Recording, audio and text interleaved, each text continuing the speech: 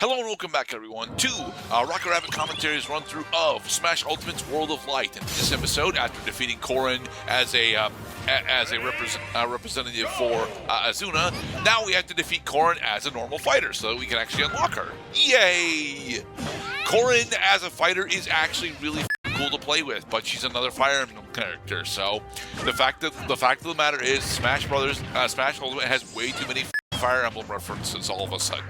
Like, we spent most of the pre-2010s having Smash games that had way too few Fire Emblem characters, and now we have way too many. It's very concerning. I'm not going to be ignored, Mr. Gerdat. All right.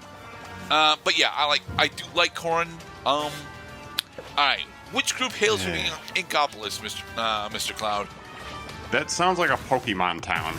It is not! Inkopolis is the second major city from Splatoon, which is why Off the Hook is the pop band that is from Inkopolis. They are Octolinks. Right, and they're really stealing the show right now. They are, mostly by compressing the stage's blast zones. But yeah, that's the deal with that assist trophy. It compresses the blast zones and makes it easier for you to knock opponents into the blast zones. Wah. So, you've all taken multiple choice tests growing up if you've been in, such and such school system in such and such a place. Usually either in the United States or in Europe. So in any case, when you have a question and there are only so many possible answers you can only pick one of them, if you're not sure what the answer is, here's what you can do. You can eliminate incorrect answers. Some are more obviously incorrect than others. Or you can skip the question and go to a different one and then come back to it later. This is one I never actually get because I've not played Fire Emblem Awakening, so I always forget who the fuck Chrom's younger sister is. I think here it's actually supposed to be Elise. I know it's not Elincia because Elincia is from a different game, but I don't. But I usually get this question wrong. Ready? Go! Hey, Isabelle. I have no running count yet as to which character has been typecasted for more roles in this game than any other yet, but Isabelle is definitely up there. Yeah, Isabelle, Villager, and Ryu get used a lot. I will say that I think the character that gets actually used the most is probably Isabelle, but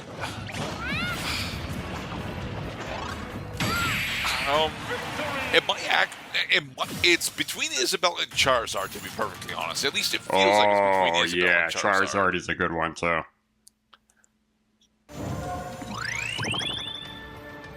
Dang it, I got it wrong. Alright. So it's Lisa then. And it's another fighter played by Isabelle. But she has cronies this time. Yeah, or should I say chromies? Hey, well, only one of them is Chrom. The other one is Robin.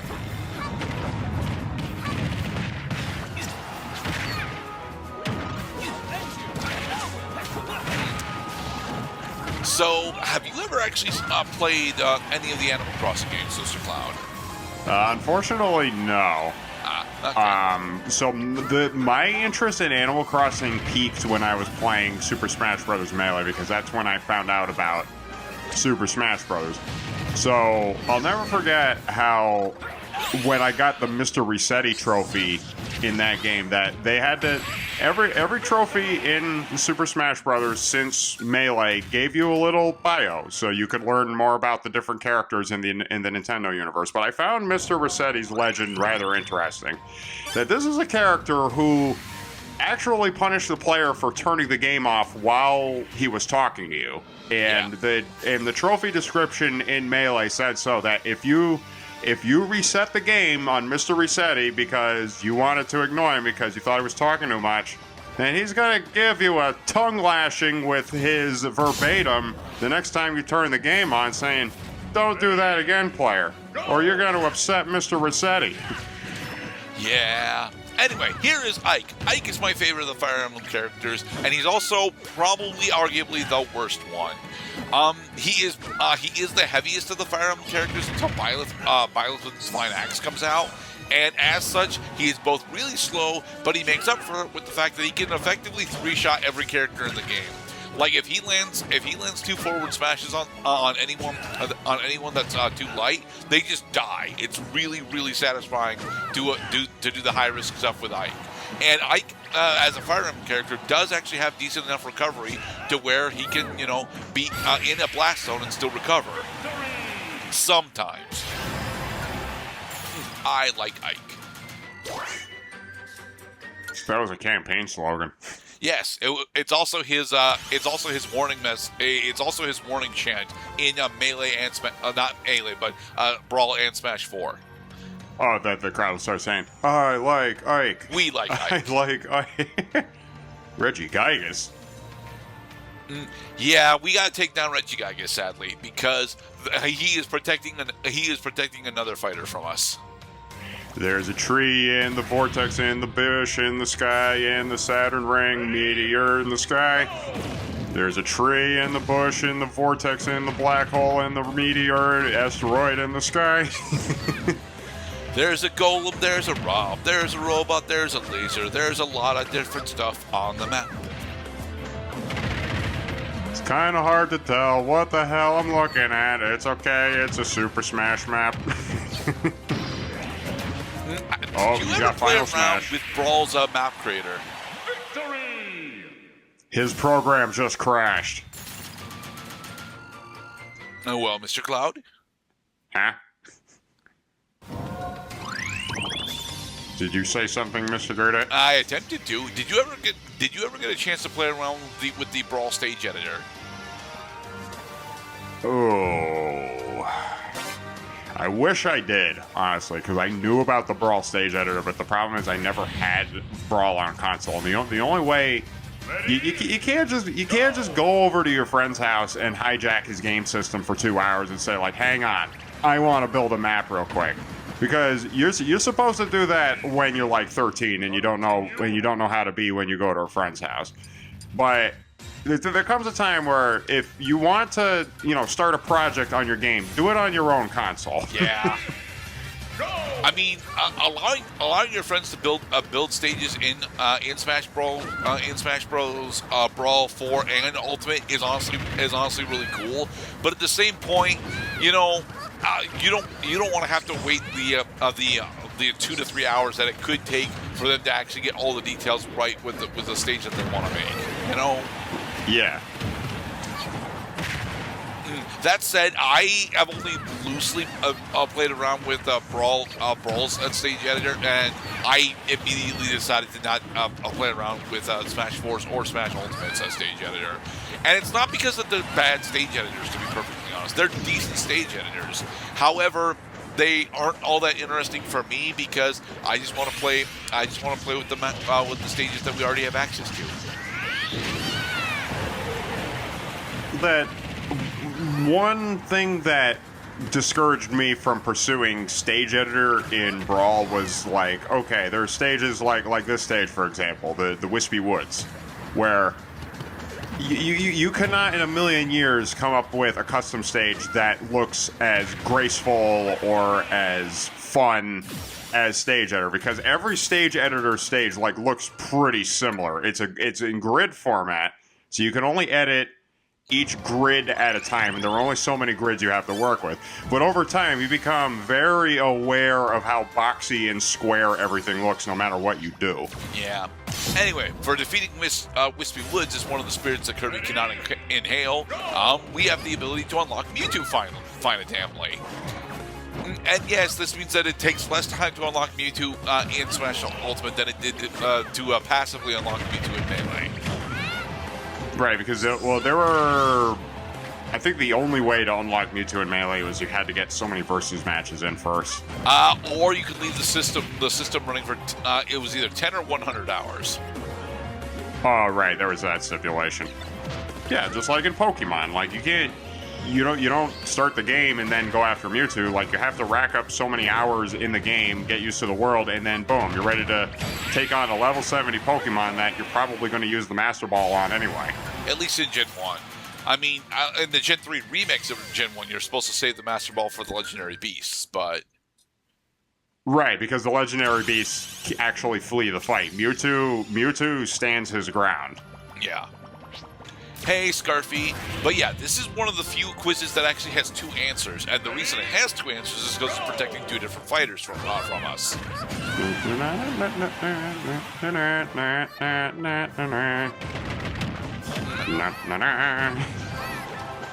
It's been ages since we did. Well, no, that's right. We never actually commentated over Kirby Superstar. I just ran through Kirby Superstar Ultra on my own channel.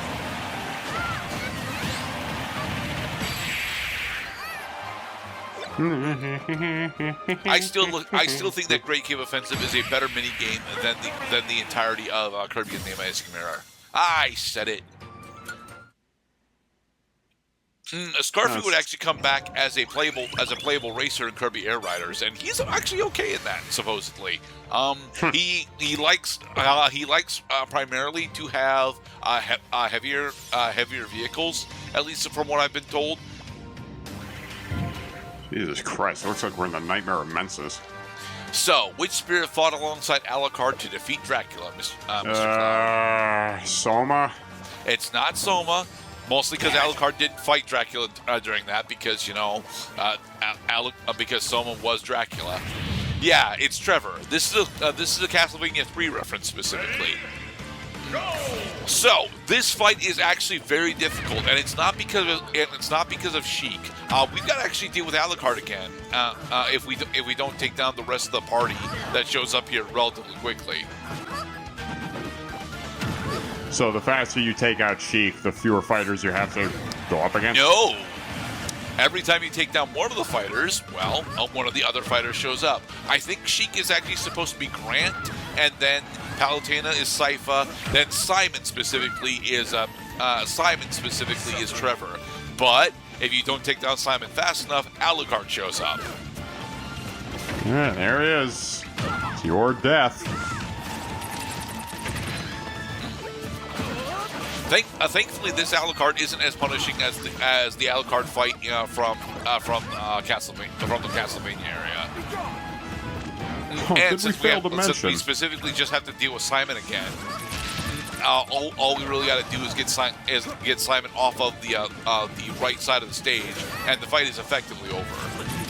And remember, since Alucard is an assist trophy, he doesn't care about the blast zones. Well, I mean, nobody should really care about the blast zones. I mean, you can't help where you end up in this game sometimes. Only sometimes. You missed with the final smash, Mr. Gerdat. I did. I missed with Kirby's Ultra Sword a lot, actually. I keep thinking that my opponents will either fall directly into it, or... yep, we're dead. It's possible that we survived this. We did, but it's possible.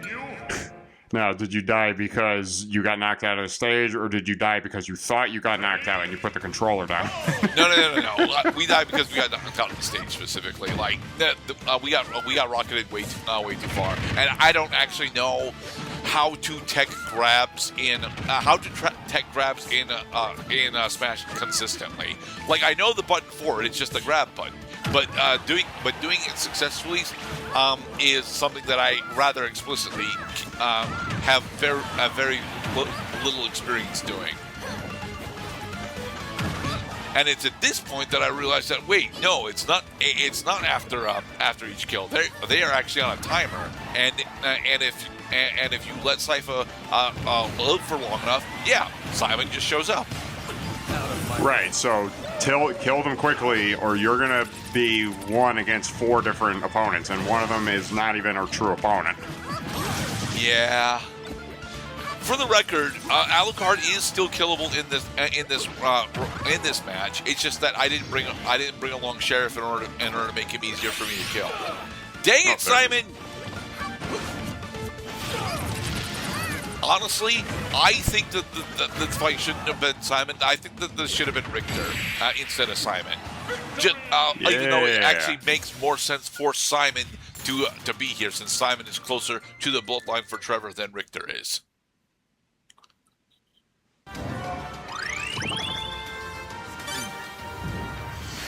And so, for defeating Trevor Belmont, not only do we get this treasure chest over here, but Oh, is this the King K rule fight? this is going to be the King K rule fight. Yeah.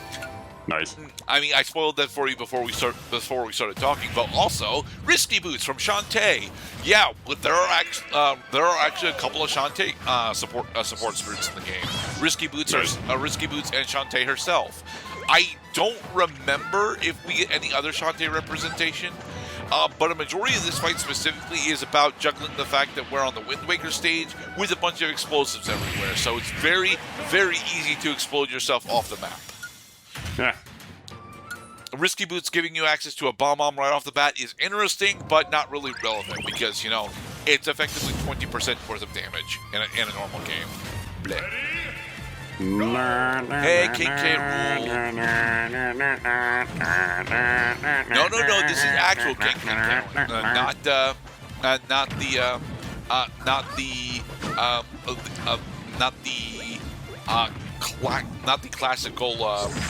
Not the classical track for it, because I think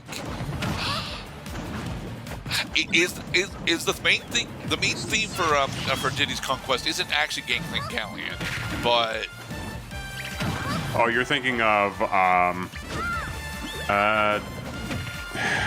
it, how's it go again?